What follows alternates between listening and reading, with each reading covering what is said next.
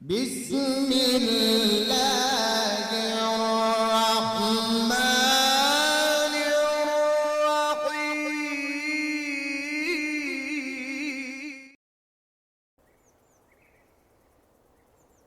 اگر میم ساکن کے بعد کوئی اور میم ظاہر ہو جائے تو غنہ کے ساتھ ساتھ ادغام عمل میں آئے گا۔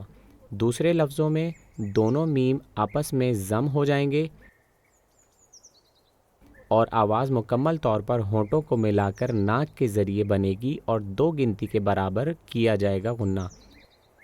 مثال کے طور پر اس آیت میں ہم ایک میم ساکن دیکھتے ہیں اور اس کے بعد دوسرا میم، لہٰذا اگر میں ان دونوں الفاظ کو پڑھنے جا رہا ہوں تو اسے لکم من کے طور پر پڑھا جائے گا۔ میں نے اپنے ہونٹ ملائے، کی آواز ناک کے راستے آئی اور اسے 2 گنتی کے برابر ادا کیا۔ اگر میم ساکن کے بعد حرف با ظاہر ہو تو اخفا واقع ہوگا۔ اس کا مطلب یہ ہے کہ اس کا تلفظ ہونٹوں کو تھوڑا سا کھلا رکھتے ہوئے ناک میں ہلکی سی ناک کی آواز کے ساتھ 2 گنتی کے برابر کھینچا جائے گا۔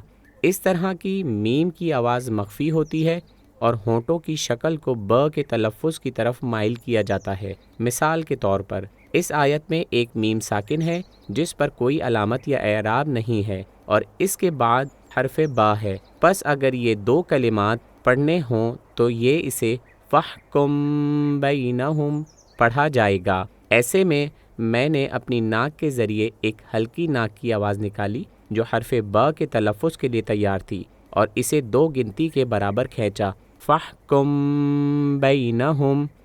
اگر میم ساکن کے بعد حرف میم یا حرف با کے علاوہ کوئی اور دوسرا حرف نظر آئے تو میم کا واضح تلفظ ہونا چاہیے جسے اظہار کہا جاتا ہے۔ مثال کے طور پر یہاں یہ کہنا ہے ام لہم، تو میرے دونوں ہونٹ ایسے ہی اکٹھے ہو گئے میم کو واضح ادا کرنے کے لیے ام لہم۔